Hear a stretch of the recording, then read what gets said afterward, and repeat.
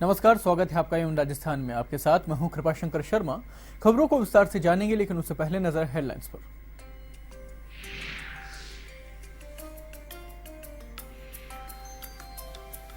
CM राजे ने तीसरे दिन कलेक्टर्स एसपी कॉन्फ्रेंस को किया संबोधित। कहा, पुलिस कार्यशैली में ह्यूमन इंटेलिजेंस के साथ साथ हो साइकोलॉजिक शामिल, जिससे राज्य में होगी बेहतर पुलिसिंग।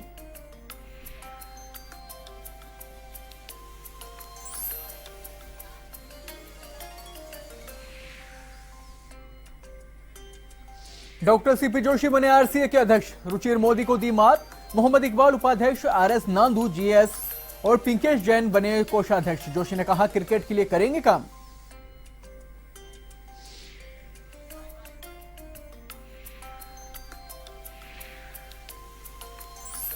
चूरू में मरीज की मौत के बाद परिजनों ने किया हंगामा। ऑपरेशन के बाद बिगड़ी मरीज की तबीयत। मृतक के परिजनों ने चिकित्सकों पर लगाया लापरवाही का आरोप।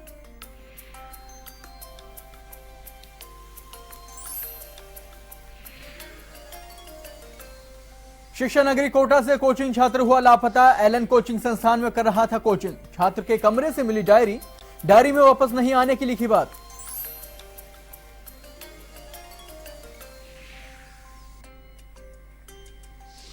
चूरू में देवकांत रूंथला मर्डर मामले में कोर्ट का फैसला। हत्या के आरोपी को सुनाई आजीवन कारावास की सजा। जिला सेशन न्यायालय ने सुनाया फैसला। गोली मारकर की थी छात्र की हत्या।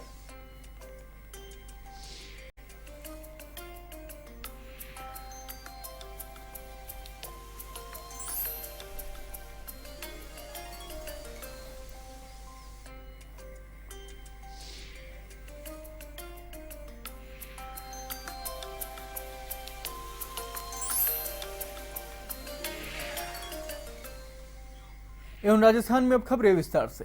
सीएम वसुंधरा राजे ने शुक्रवार को कलेक्टर एसपी कॉन्फ्रेंस को संबोधित करते हुए अधिकारियों से कहा कि अपराध के कारणों के तह में जाने की कोशिश करें, जिससे अपराधों पर नियंत्रण करने में आसानी हो सकेगी। उन्होंने कहा कि पुलिस की कार्यशैली में ह्यूमन इंटेलिजेंस के साथ साथ साइकोलॉजी भी होनी चाहिए, जिससे राज्य में बेहतर पुलिसिंग हो सकेगी। हालांकि उन्होंने कानून व्यवस्था में सुधार करने और अपराधों में कमी होने पर संतोष व्यक्त किया है। इसके साथ ही पुलिस अधिकारियों से कहा गया कि महिलाओं, बच्चों और कमजोर वर्गों पर होने वाले अपराधों की संवेदनशीलता के साथ तफ्तीश करें और अपराधियों पर सख्ती से लगाम लगाए। मुख्यमंत्री ने रेंज आईजी, पुलिस कमिश्नरों, पुलिस अधीक्षकों से कानून एवं व्यवस्था की स्थिति, अपराध नियंत्रण तथा स्मार्ट पुलिसिंग के लिए किए जा रहे नवाचारों पर फीडबैक लिया है। राज्य ने थानों में पड़े कबाड़ पर जताई नाराजगी।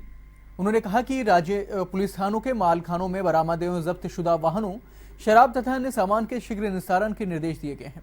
इससे पहले गृह मंत्री गुलाब चंद्र कटारिया ने कानून व्यवस्था की जानकारी भी दी।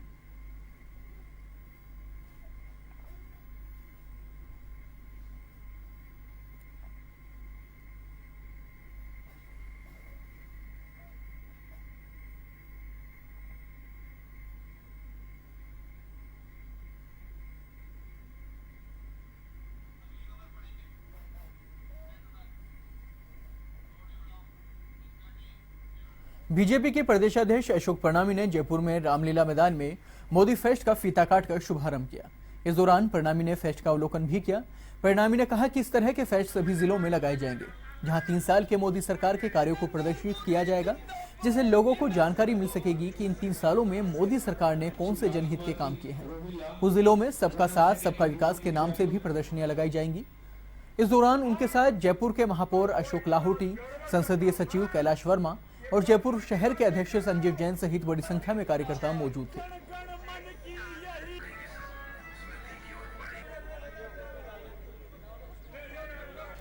जी, हमारे बीच में आज का ये प्यारा सा प्रोग्राम यहाँ पर और बहुत ही जल्द सभी के बीच में यहाँ पर होंगे।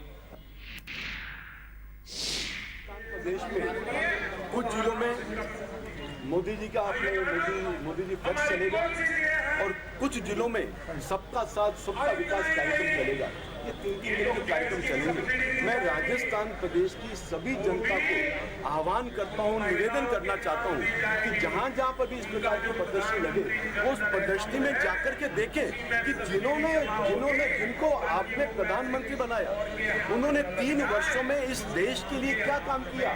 आज इस राष्ट्र को मजबूत करने का, राष्ट्र का गर्व बढ़ाने का काम यदि किसने किया तो हमारी केंद्रीय सरकार भारतीय जनता पार्टी का सरकार, जिसका नेतृत्व हमारे देश के प्रधानमंत्री आदरणीय नरेंद्र भाई मोदी जी कर रहे हैं। राजस्थान क्रिकेट अकादमी के चुनाव में डॉक्टर सीपी जोशी अध्यक्ष चुन लिए गए हैं।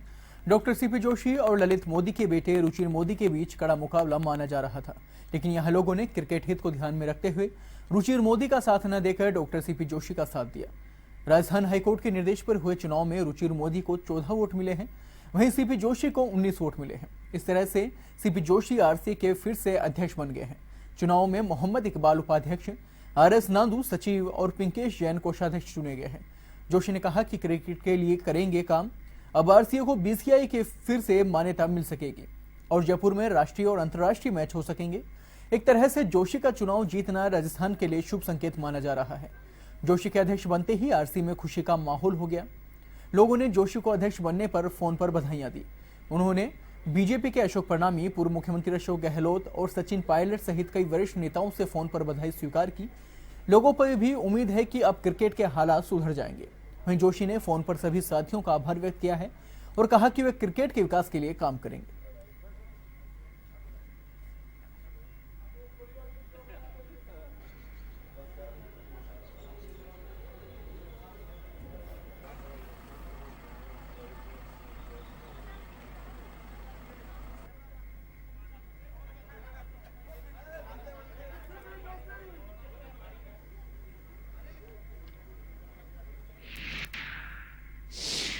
आरसीए का जो एक्ट है वो कोऑपरेटिव के तहत रजिस्ट्रेशन है। इसमें किसी गुटबाजी का मामला नहीं है। सब एक के लिए एक, सबके लिए काम करने का सिद्धांत इसमें है और 33 ही संघों को हम साथ लेकर चलेंगे और आगे बढ़ेंगे। निलंबन बहाल हो जाएगा। हमारे को आप समय दो, जल्दी बहाल कर देंगे। आपने 30 दिन मांगा था शायद। 30 दिन में उसके रिजल्ट आएंगे कि भाई जल्दी बहाल होगा। उसमें जो भी ऑब्स्टिकल आएगा उसको दूर कर दिया जाएगा। सीपी जोशी साहब को 19 मत मिले हैं और रुचिर मोदी को 14 मत मिले हैं। जहाँ तक बैकडोर एंट्री के सवाल है तो आपको याद होगा, आपके सारे चैनल्स ने, हिंदुस्तान नहीं पूरी दुनिया के चैनल्स ने, थाईलैंड से एक इंटरव्यू आया था ललित मोदी साहब का, जिन्होंने कहा था I am hanging my boots in cricket administration, मैं छोड़ रहा हूँ क्रिकेट एडमिनिस्ट्रेशन को। उसके बाद रुचिर मोदी खुद एक परिपक्व एक नौजवान हैं और अडल्ट हैं, उन्होंने फैसला किया कि हम इसका चुनाव लड़ना चाहते हैं। तो कोई बैकडोर एंट्री का किसी का कोई सवाल नहीं था। वो अपने आप में एक इंडिपेंडेंट पर्सन है, ये उनका अपना फैसला। सबसे ज़रूरी बात है कि ये राजस्थान क्रिकेट एसोसिएशन को जो डीरेकग्नाइज हुआ, वो हम उम्मीद करते हैं कि उसके रिवाइवल का रास्ता खुलेगा।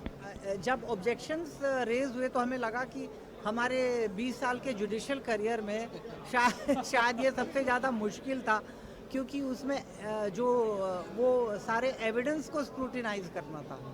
तो पर चलो, सबके सहयोग से और ईश्वर ने जो हमें विवेक दिया उसके हिसाब से कर फरार हुए पति को पुलिस ने गिरफ्तार कर लिया है। पुलिस उपाधीक्षक हवा सिंह ने बताया कि गिरफ्तार आरोपी सिकंदर कमवार है। सिकंदर ने अपनी पत्नी चंदा देवी की 13 मई को हत्या कर दी थी और उसके बाद फरार हो गया। पूछताछ में सामने आया कि सिकंदर और उसकी पत्नी चंदा के बीच में अक्सर झगड़ा होता रहता था। 13 मई को खाना बनाते समय सिकंदर की चंदा देवी से कहासुनी हो गई और गुस्से में आकर सिकंदर ने चंदा देवी को धक्का मार दिया, जिससे वो सिर के बल गिर गई और गिरने से उसके सिर में चोट लग गई और उसके बाद उसकी वहीं मौके पर ही मौत हो गई। घबराया हुआ सिकंदर घर से फरार हो गया।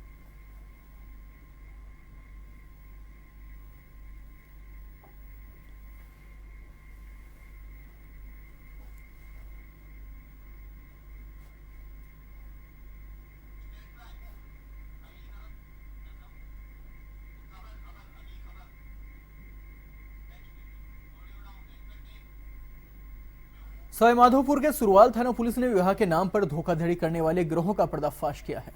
शादी के नाम पर धोखाधड़ी कर नकदी व जेवर लेकर फरार होने वाले गिरोह की सच्चाई सामने आई है। शादी के 2 दिन बाद ही नकदी व जेवर लेकर फरार हुई लुटेरी दुल्हन सहित मध्य प्रदेश निवासी एक दलाल को पुलिस ने गिरफ्तार कर लिया है। पुलिस अब आरोपियों से गहन पूछताछ कर रही है। आपको बता दें कि सुरवाल थाना क्षेत्र के लोरवाड़ा निवासी कमलेश मीणा ने 1.5 लाख रुपए देकर एमपी के नागदा की अयोध्या से 27 मई को शादी की थी, लेकिन शादी के 2 दिन बाद ही लाखों के जेवर व नकदी लेकर दुल्हन फरार हो गई। इस पर ससुराल वालों ने मामला दर्ज करवाया है। पुलिस की कार्रवाई में आरोपी दुल्हन और एक दलाल को गिरफ्तार किया गया है।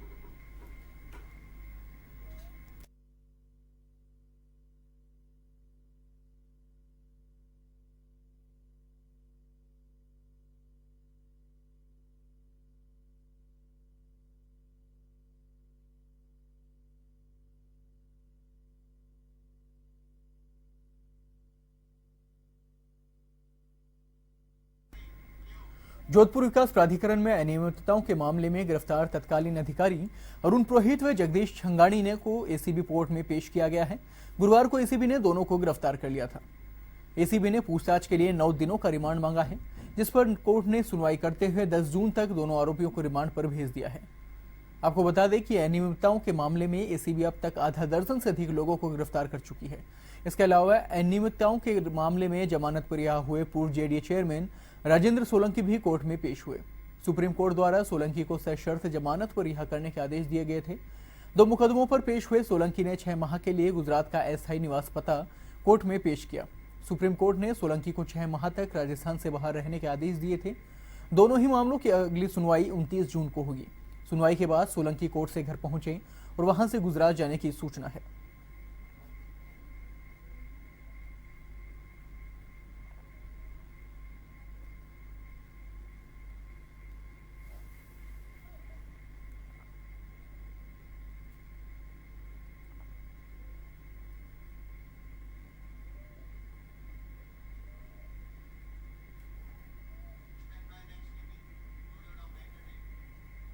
सीकर जिले के रिंगस थाना क्षेत्र में एक युवक जमीनी विवाद के चलते न्याय नहीं मिलने से इस कदर नाराज हो गया कि मोबाइल टावर पर चढ़ गया। टावर पर चढ़े युवक का कहना है कि जमीन पर न्यायालय ने स्टे लगा दिया है।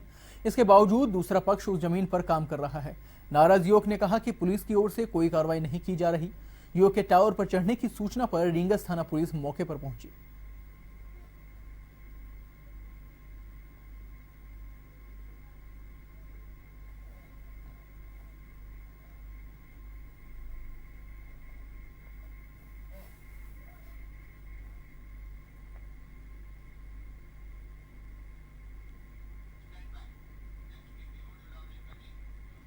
बाड़मेर जिले के गेड़ा थाना क्षेत्र में 29 मई को युवक के साथ हुई बर्बरता के मामले में 2 आरोपियों को गिरफ्तार किया गया है। जिला पुलिस अधीक्षक डॉक्टर गगनदीप सिंगला ने गंभीरता से लेते हुए 7 पुलिस टीमों का गठन किया था।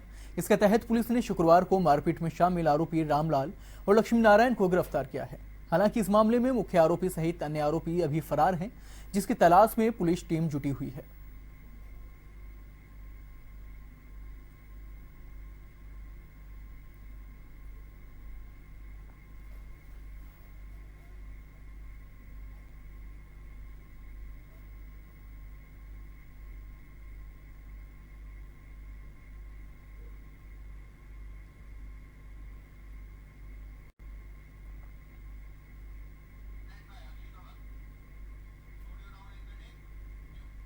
नागौर जिले के डीडवाना में मुस्लिम धर्मावलंबियों ने बिजनार में चलती ट्रेन में महिला से दुष्कर्म के आरोपी कमल शुक्ला को सख्त सजा की मांग करते हुए जुलूस निकाला है और स्थानीय प्रशासन को राष्ट्रपति के नाम का ज्ञापन सौंपा है। उन्होंने बताया कि गत दिनों रामपुर उत्तर प्रदेश की एक अपाहिज मुस्लिम महिला ट्रेन से लखनऊ जा रही थी। बिजनौर स्टेशन के पास चलती ट्रेन में जीआरपी कांस्टेबल कमल शुक्ला ने उस महिला से दुष्कर्म किया।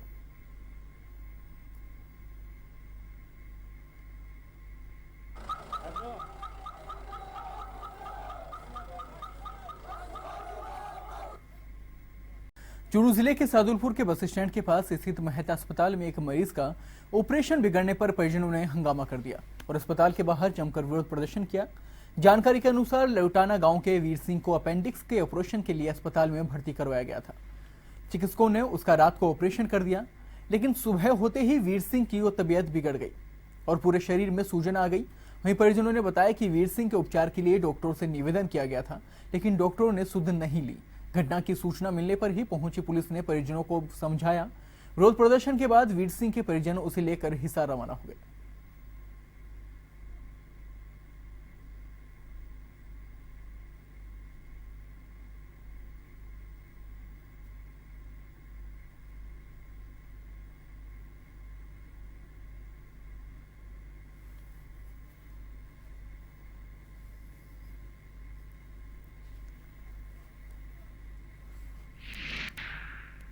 हॉस्पिटल में ना ऑपरेशन के लिए बुला लियो चूरू से कि भाई मैं ऑपरेशन कर दें, गारंटी हमारी। और डॉक्टर बोले धोखे का मैं बुला लिया कि डॉक्टर बुला हमें सीएमसी की बजाय कहीं दूसरी जगह डॉक्टर बुला लियो और ये ऑपरेशन में आगे गड़बड़। तो ये दोबारा मैं शाम का कह रहे हैं कि भाई का ऑपरेशन में गड़बड़ आ रही है, का दर्द है। तो ये जिद का ये बात कहे कि मेके कर्स का हमको इंजेक्शन तो दो सुबह तक को। बोले वो डॉक्टर आओगे भी टाइम पर दे। डॉक्टर तो आओगे नहीं 12 बजे तक, जब तक मरीज ने मार दें। झुंझुनू में गत दिनों भोड़की में डीईओ एलिमेंट्री के साथ की गई अभद्रता को लेकर प्रिंसिपल सहित एक अन्य कार्मिक के खिलाफ की गई कार्रवाई का मामला तूल पकड़ गया है। शिक्षक संगठनों द्वारा गठित की गई संयुक्त शिक्षक संघर्ष समिति ने कलेक्ट्रेट पर एक दिवसीय सांकेतिक धरना दिया, जिसमें जिले भर से आए सैकड़ों की संख्या में शिक्षकों ने भाग लिया है और उन्होंने भोड़की प्रिंसिपल और इसी स्कूल के कार्मिक को एपीओ किए जाने की कार्रवाई को गलत बताया है। वक्ताओं ने कहा कि डीईओ एलिमेंट्री ने मामले में लिखित माफी मांगने के बाद उच्च अधिकारियों को गलत रिपोर्ट पेश कर कार्रवाई की मांग की है, जिसकी जितनी निंदा की जाए उतनी कम है। ऐसे में यदि 7 दिनों में डीईओ को झुंझुनू से हटाया नहीं जाता है और दोनों ही शिक्षा कर्मियों को बहाल नहीं किया जाता है तो 8 जून से कलेक्ट्रेट पर अनिश्चितकालीन धरना शुरू किया जाएगा और आवश्यकता पड़ने पर प्रदेश स्तर पर आंदोलन भी किया जाएगा।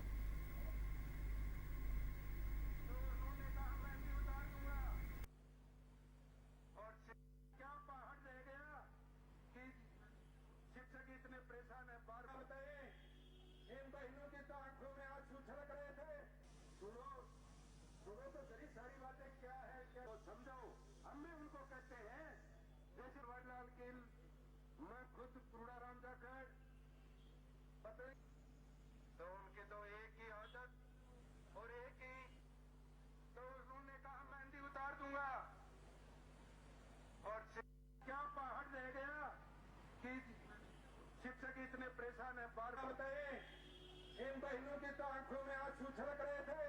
सुनो सुनो तो सही सारी बातें क्या है क्या तो समझो। हम भी उनको कहते हैं जैसे वरलाल किल मैं खुद प्रूढ़ाराम जाकर धौलपुर पंचायत समिति प्रांगण में राष्ट्रीय लोक अदालत और मेघा विधिक चेतना एवं लोक कल्याणकारी शिविर का आयोजन किया गया। शिविर में राज्य सरकार द्वारा चलाई जा रही विभिन्न योजनाओं की जानकारी दी गई। इसके साथ ही विशेष जन को ट्राईसाइकिल, व्हीलचेयर, वैशाखी, श्रवण यंत्र अन्य लाभ दिए जाएंगे। प्राधिकरण के अध्यक्ष और जिला एवं सेशन न्यायाधीश सूर्य प्रकाश काकड़ा ने बताया कि शिविर में विभिन्न योजनाओं की जानकारी दी गई है। उन्होंने विभिन्न वर्गों के लिए लागू कानूनों की भी जानकारी दी। वहीं शिविर में विभिन्न योजनाओं में पात्र व्यक्तियों के मौके पर आवेदन मंगवाए गए और तैयार करवा कर लाभान्वित किया गया है।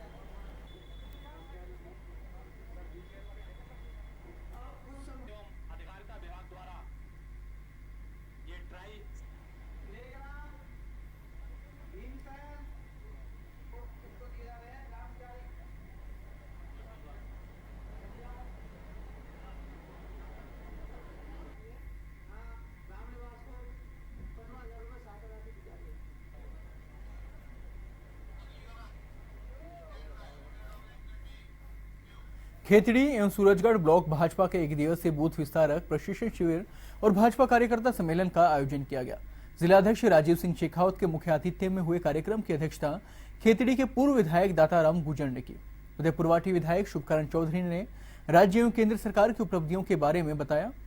उन्होंने कहा कि भाजपा सरकार ने कई योजनाएं लागू की हैं। सीकर यूआईटी चेयरमैन हरिराम रणवा ने भाजपा का इतिहास एवं विकास के बारे में बताया।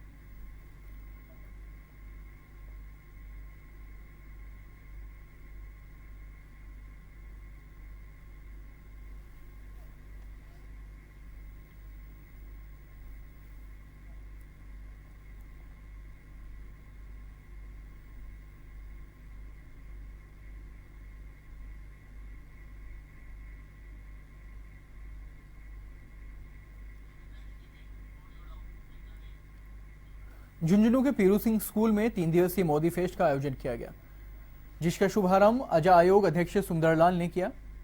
आपको बता दें कि निर्धारित समय से करीब 1 घंटा देर करने के बावजूद भी जब भीड़ नहीं जुटी तो चंद कार्यकर्ताओं की मौजूदगी में इसका शुभारंभ कर दिया गया।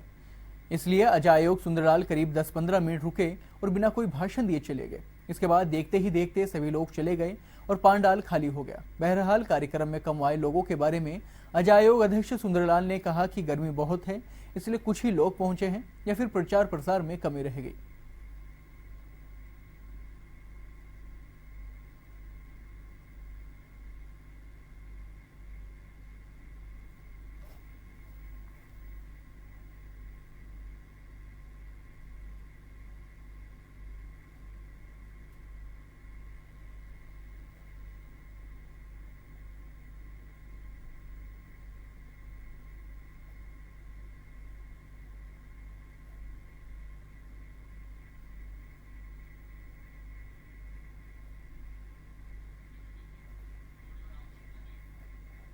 नागौर जिले के परबसर तहसील के गिगोली निवासी हरवीर सिंह मेघवाल ने आईएएस परीक्षा पास की है।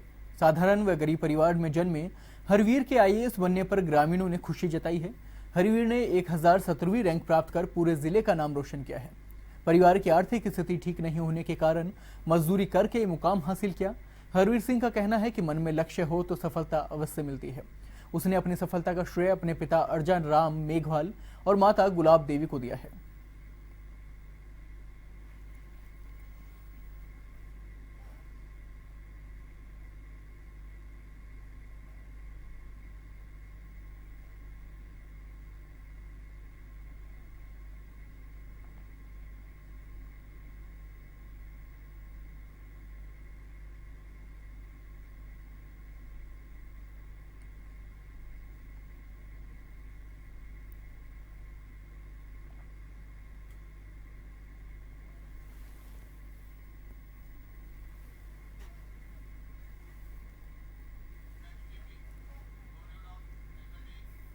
जयपुर, जोधपुर सहित 6 प्रमुख शहरों में मास्टर प्लान की दुर्दशा को लेकर दायर जनहित याचिका की सुनवाई करते हुए हाईकोर्ट ने असंतोष जाहिर किया है।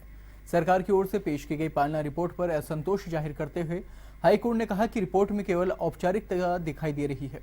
छोटे मोटे अतिक्रमण हटाकर रिपोर्ट पेश कर दी गई है, जबकि ये तो नगर निगम की रोज की कार्रवाई है। जस्टिस संगीत लोढ़ा व जस्टिस अरुण भंसाली की विशेष खंडपीठ में करीब 3 घंटे तक सुनवाई चली। हाईकोर्ट ने लंबी सुनवाई के बाद पालना रिपोर्ट पर आदेश सुरक्षित रखा है।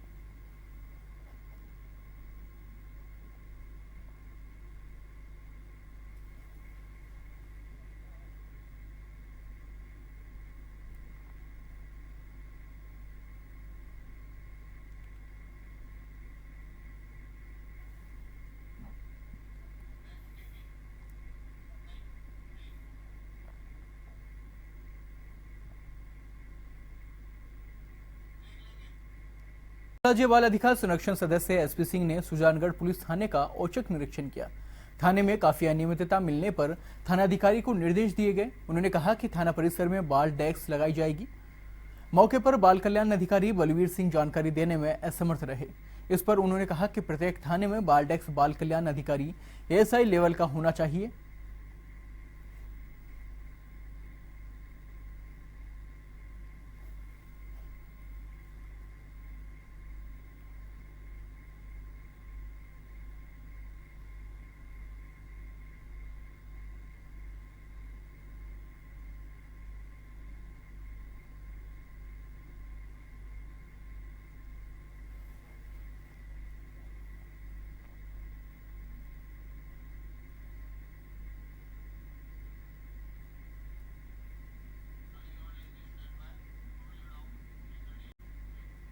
जोधपुर के फलोदी में इन दिनों भीषण गर्मी के प्रकोप से आमजन को भारी परेशानी का सामना करना पड़ रहा है।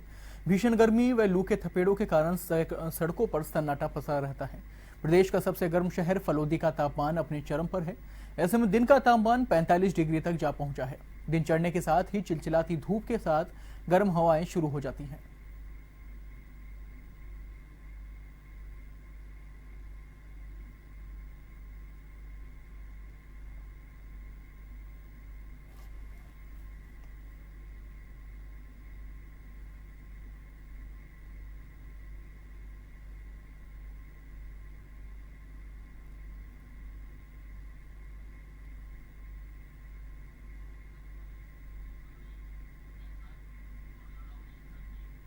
भरतपुर में राजस्थान वाणिज्य कर सेवा संघ ने जीएसटी में विसंगति को दूर करने सहित 3 सूत्रीय मांगों को लेकर अधिकारियों ने 1 दिवसीय क्रमिक अनशन किया है।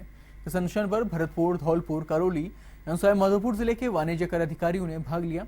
वाणिज्य कर अधिकारी मुकेश कुमार सिंह ने बताया कि विभाग में किसी भी पद पर आईआरएस अधिकारियों की नियुक्ति या प्रतिनियुक्ति नहीं होनी चाहिए। वर्तमान में ऐसा किया जा रहा है, जिससे अधिकारियों में रोष व्याप्त है।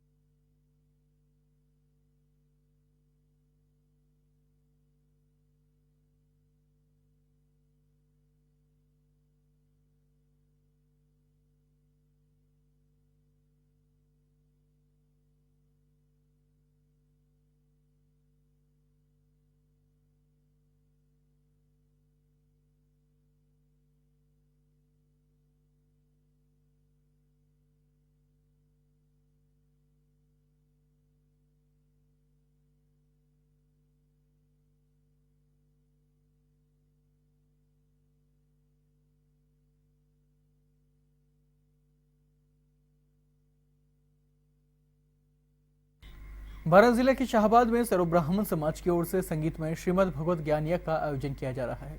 बाल संत शाश्वत महाराज कथा वाचन कर रहे हैं। उन्होंने कहा कि जो व्यक्ति गांव गौ माता और धर्म का अपमान करता है वह व्यक्ति अभी भी सुरक्षित और सुखी नहीं रहता, भगवान भी उससे दूर हो जाते हैं। कथा में कृष्ण रुक्मणी की जीवन लीला पर प्रकाश डाला है और झांकी सजाई गई है। इस दौरान महिलाओं ने राधा रुक्मणी का विवाह करवाया।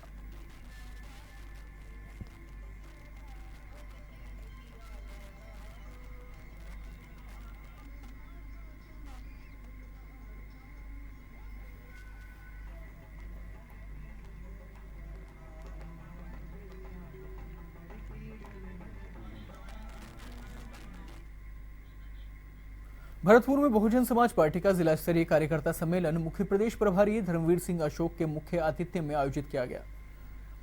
सम्मेलन में बोलते हुए उन्होंने कहा कि भारतीय जनता पार्टी जाति व धर्म के नाम पर वोट लेती है, परंतु बहुजन समाज पार्टी सभी जातियों में भाईचारा बनाने का कार्य करती है।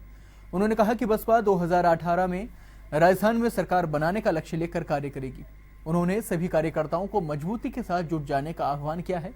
वहीं विशिष्ट अतिथि प्रदेश प्रभारी दारा सिंह आजाद और प्रदेश अध्यक्ष सीताराम मेघवाल के भी सम्मेलन में विचार व्यक्त किए गए।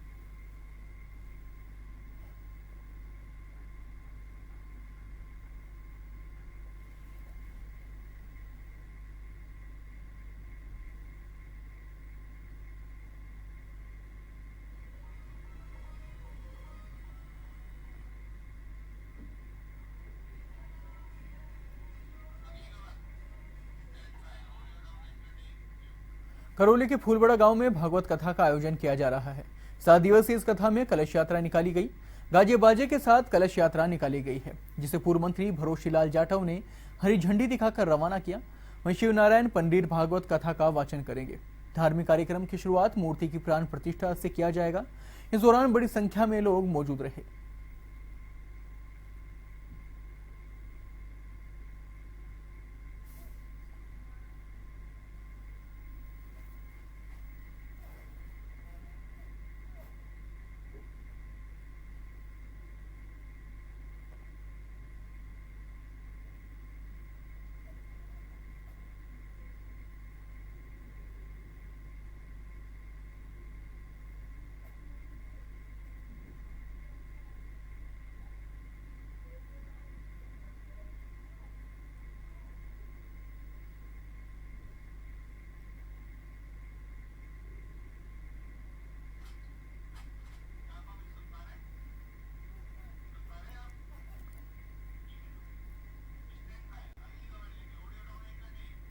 नागौर जिले के नावा सिटी के नजदीकी ग्राम शिंभूपुरा में ग्रामीणों ने भव्य कलश यात्रा निकाली। गाजे बाजे के साथ कलश यात्रा में महिलाओं ने भाग लिया।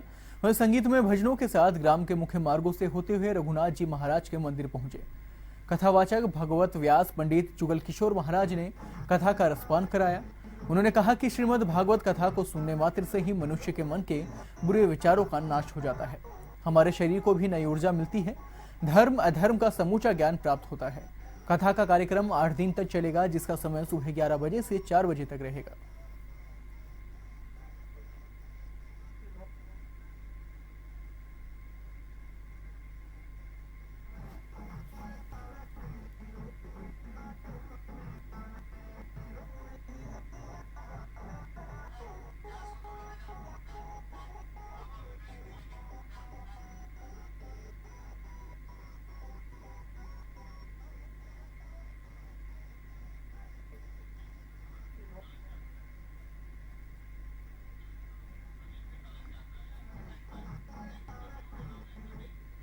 भरतपुर के नदबई में गायत्री शक्ति पाठ पर 4 दिवसीय वार्षिक उत्सव शुरू हुआ। कार्यक्रम के दौरान कलश यात्रा निकाली गई, जिसका लोगों ने जगह जगह पुष्प वर्षा कर स्वागत किया है। साथ ही महिलाओं और बच्चों ने बैंड बाजों की धुन पर जमकर ठुमके लगाए। कलश यात्रा शहर के मुख्य मार्गों से होते हुए गायत्री मंदिर पहुंची।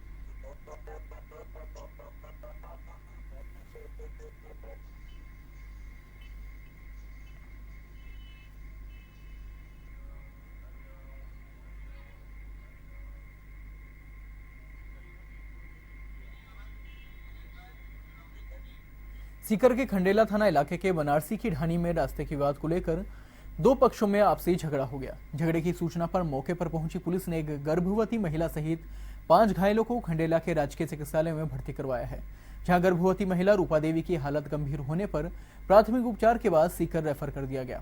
झगड़े में एक पक्ष के जाकिर हुसैन, उसकी बहन रुस्खाना तथा दूसरे पक्ष के महेश, उसकी पत्नी रूपा, उसकी बहन पिंकी को चोटें आई हैं, जिनका खंडेला सीएचसी में उपचार किया गया है।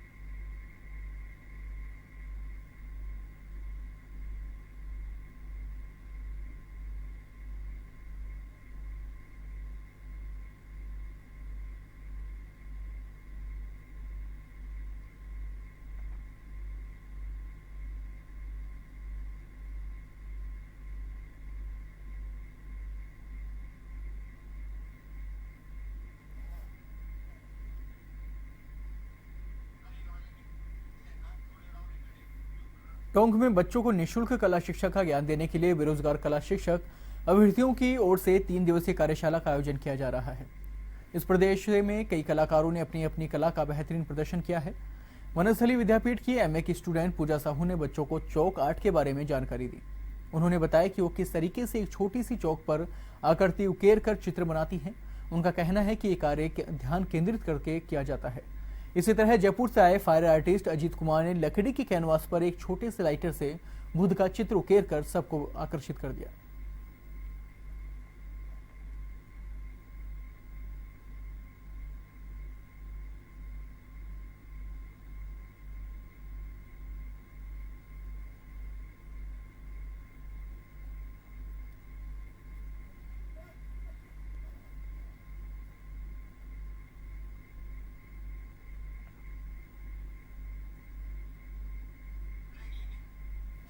भरतपुर में पिछली 26 मई को शहर के 4 अलग अलग क्षेत्रों में जलदाय विभाग की लापरवाही के चलते आरओ प्लांट बंद हो गए थे। शहर के अलग अलग क्षेत्रों में जनाना अस्पताल, आरबीएम अस्पताल, जिला कलेक्ट्रेट व केंद्रीय बस स्टैंड पर अमृत योजना के तहत आरओ प्लांट शुरू किए गए थे, जिनका अधिकतर कार्य पूरा नहीं हुआ था। इनमें से एकमात्र जनाना अस्पताल के आरओ प्लांट पर पानी ठंडा करने की चिलर मशीन भी लगाई गई थी। बाकी बचे प्लांट पर जल्द ही चिल्लर मशीन लगवाने की बात कही गई है, लेकिन 10 दिन बीत जाने के बावजूद कहीं कोई प्रगति नजर नहीं आ रही। ऐसे में लोगों को भारी परेशानी का सामना करना पड़ रहा है।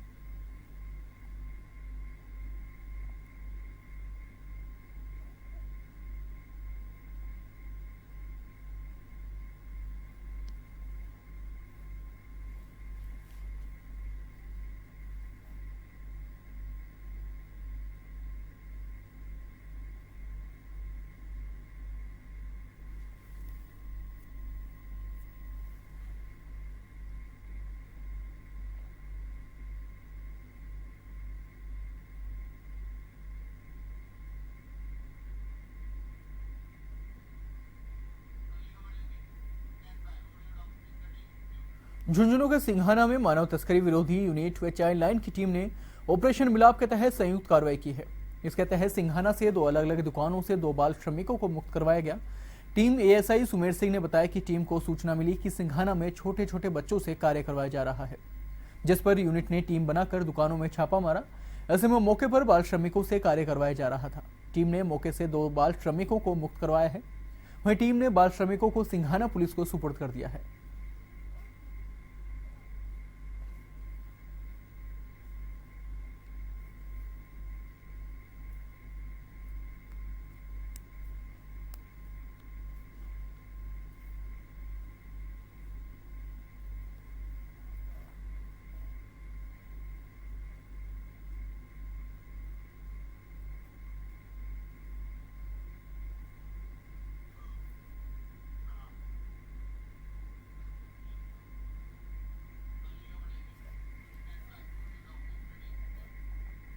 जालोर जिले की सायला पंचायत समिति क्षेत्र की ग्राम पंचायत मांडवला के अटल सेवा केंद्र में न्याय आपके द्वार राजस्व शिविर का आयोजन किया गया है।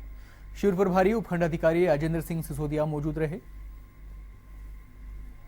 आपको बता दें कि शिविर में राजस्व संबंधित बंटवारा, म्यूटेशन, पेंशनों के नए आवेदनों को पास किया गया। वहीं खातेदारी की पुस्तक बनाकर देने के साथ ही कई प्रकरणों का निस्तारण भी किया गया।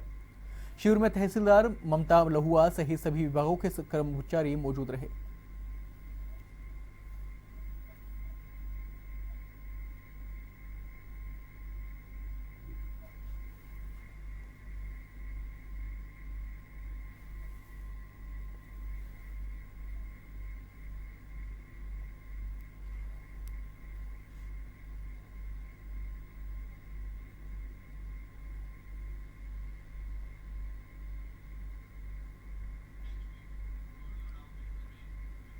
जालोर की सायला पंचायत समिति क्षेत्र के आलासन ग्राम में गौरव पथ का शिलान्यास समारोह पूर्वक किया गया है। इस मौके पर हाई मास्क लाइट व आरओ प्लांट का उद्घाटन भी किया गया। कार्यक्रम के मुख्य अतिथि निःशक्त जन आयुक्त राज्य मंत्री धन्नाराम राजपुरोहित थे। अध्यक्षता जालोर विधायक अमृता मेघवाल ने की थी। अतिथियों ने 60 लाख की लागत से बनने वाले गौरव पथ सड़क का शिलान्यास किया। वहीं 15 लाख की लागत से तैयार आरओ प्लांट व 7 लाख की लागत से लगाई हाई मास्क लाइट का उद्घाटन किया है।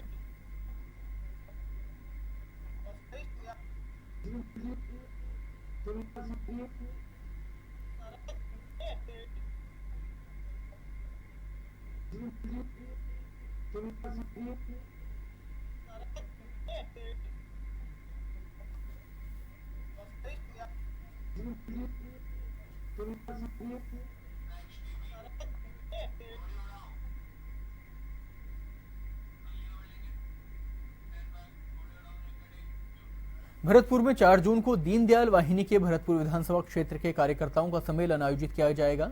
दीनदयाल वाहिनी के प्रदेश कार्य समिति सदस्य गिरधारी तिवारी ने बताया कि दीनदयाल वाहिनी राज्य में भ्रष्टाचार के खिलाफ लड़ाई लड़ रही है। साथ ही उन्होंने कहा कि सत्तारूढ़ पार्टी अपने सिद्धांतों से भटक गई है। भरतपुर की 7 विधानसभा सीटों पर प्रत्याशी चुनाव में उतरेंगे और भाजपा भरतपुर में एक भी विधानसभा सीट पर चुनाव नहीं जीत पाएगी। उन्होंने कहा कि वाहिनी के द्वारा भ्रष्ट राजनेताओं के खिलाफ 9 अगस्त से पोल खोल अभियान व जन जागरण अभियान चलाया जाएगा। उन्होंने कहा कि भरतपुर में सड़कें टूटी पड़ी हैं, गड्ढों में पानी भर रहा है, यहाँ मच्छर पनप कर बीमारियों का कारण बन रहे हैं।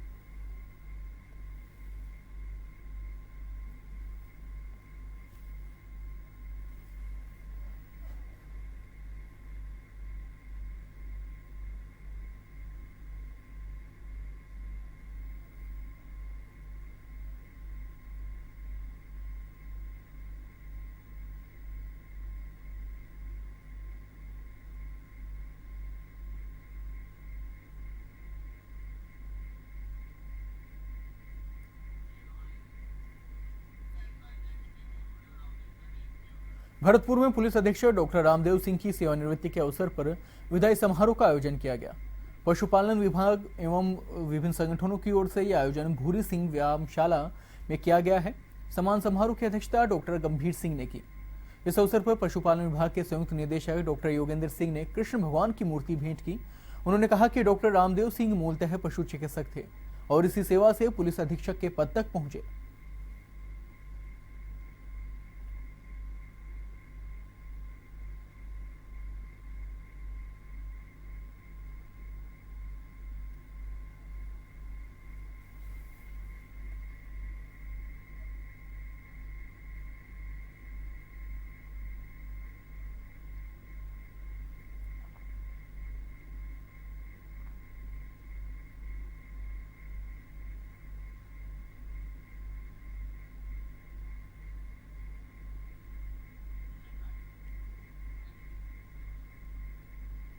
झुंझुनू के गोढ़ागौड़जी थाना इलाके के चमरा गांव से 13 दिन पहले हुए एक युवती के अपहरण के मामले में पुलिस आज भी खाली हाथ है, जिसे नाराज परिजन और ग्रामीणों ने झुंझुनू कलेक्ट्रेट पर प्रदर्शन किया। साथ ही एएसपी नरेश मीणा से मुलाकात कर मामले में राजफाश करने की मांग की है।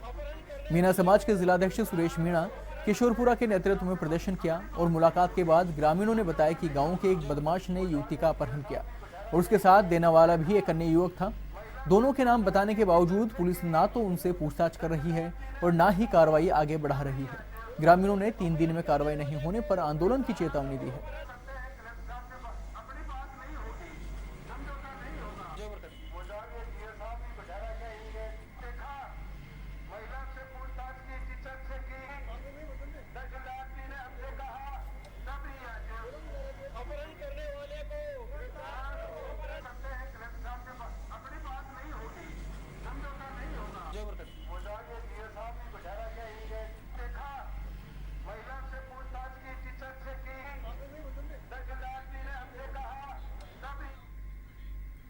भरतपुर के हलेना में मानसून की पहली बरसात होने के बाद किसानों ने खरीफ की फसल के लिए अपने खेतों को तैयार करने में जुट गई है। वहीं कई किसान बाजार से फसलों के बीजों की खरीद फरोख्त में लगे हुए हैं। ऐसे में बाजारों में किसानों का जमघट लगना शुरू हो गया है। वहीं बीज विक्रेताओं द्वारा खुलेआम घटिया और नकली किस्म का बीज बेचा जा रहा है। ऐसे में कृषि विभाग कोई ध्यान नहीं दे रहा।